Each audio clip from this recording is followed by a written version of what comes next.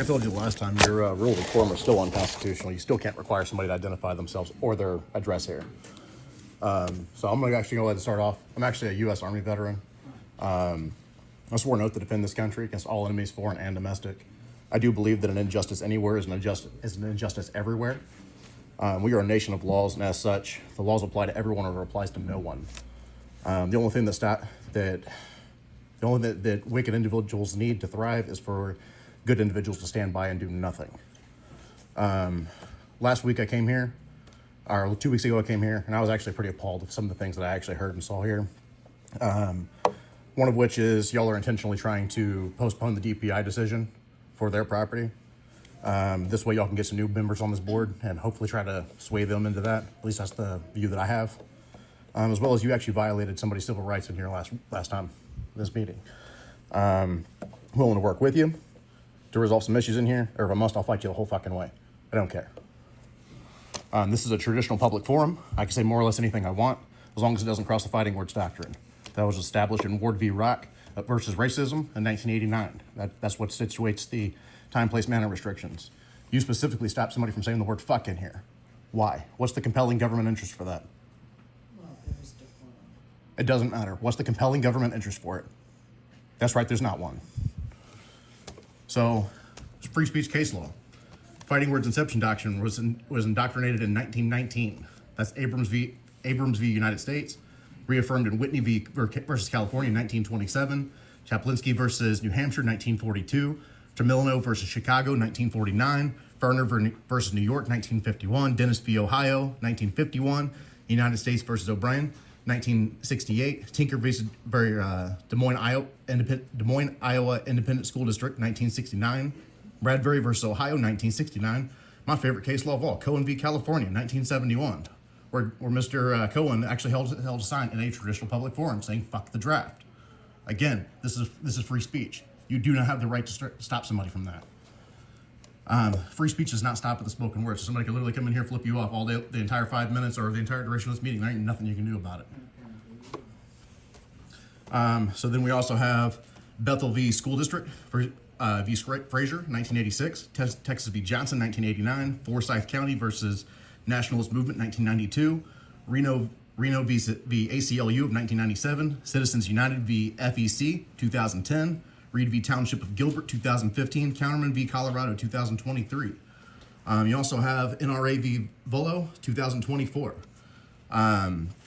in which that case law specifically dictates the First Amendment prohibits government officials from wielding their power selectively to punish or suppress speech, including through private intermediaries.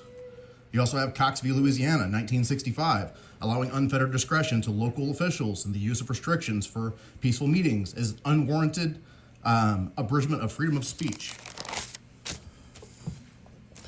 As such, since I've just cited all these case laws, specifically stripping you of your immunity. You understand that? So you're not going to violate anybody else's rights in this building. You get it? You personally were liable of a federal statute violation, just so that you're aware. 18 U.S.C. 242. You committed a federal crime by stripping somebody of their free speech rights in this building. You understand?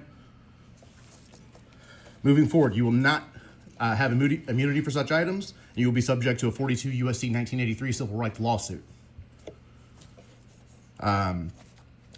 If you continue to use these, I will have no other alternatives, no other open measures other than file a civil rights lawsuit against you. I'm actually currently suing the state of Michigan under MCL 15231 and its violations of the Fourth Amendment right. I'm also suing the state of Michigan under MCL 750.227 and its restrictions on its Second Amendment rights. So, Alpena City Police Department, I don't want to really throw them under the bus because I'm sure they don't actually understand the law, which usually happens. So this is going to be People v. Smith, 1975. This is actually going to be dealing specifically with MCL 750.227.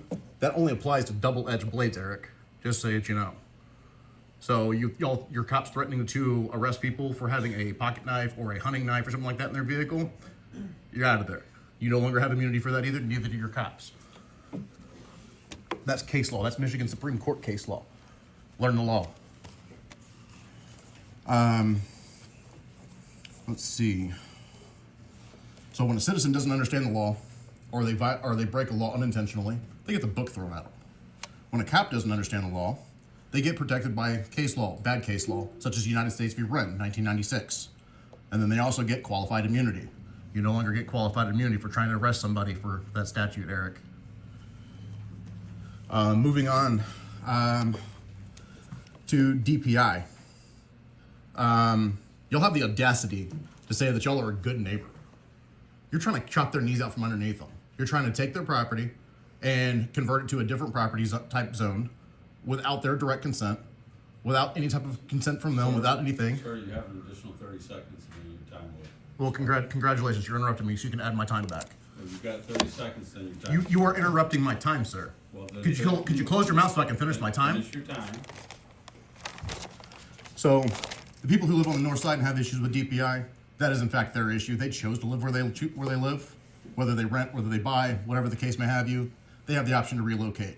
Obviously, DPI is closed. They're not going to be reopened. You'll have no business taking somebody's private property assets from them or trying to rezone it because they didn't request the change. I yield the rest of my time.